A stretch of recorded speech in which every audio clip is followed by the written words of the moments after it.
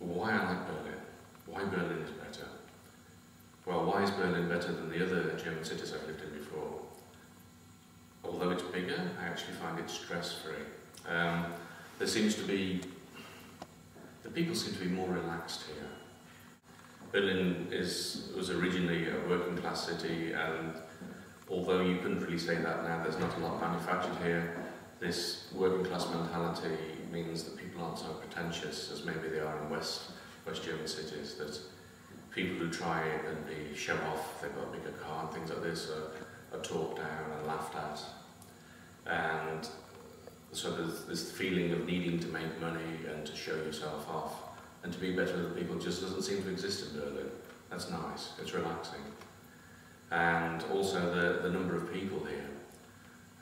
When you compare it to London, it's next to nothing.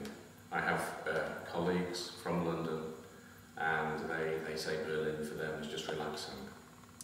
Also, the most important thing for a lot of people, and I actually think it is an important thing, is cheap. It's cheap to eat out, it's cheap to get drunk if you want to.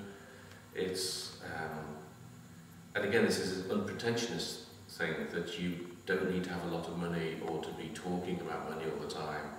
Whereas I remember in other cities people were very obsessed how big your flat was, how expensive your car was, and so on and so on. In some sort of strange ways made me feel younger. I was living in Bonn before I came to Berlin, and after about 6 months in Berlin, I felt about 10 years younger. I could go out if I wanted to every night. I didn't go out every night, but I could, and this is nice. And you meet a lot of other people out and about as well. And when you're out and about, one thing I'm aware of in Berlin, although people talk about a poverty gap, and I'm sure there is one, you seem to mix with people from all levels. You can be talking to a head of a small company, a small setup, to a top designer, and a typical clerical worker in an office.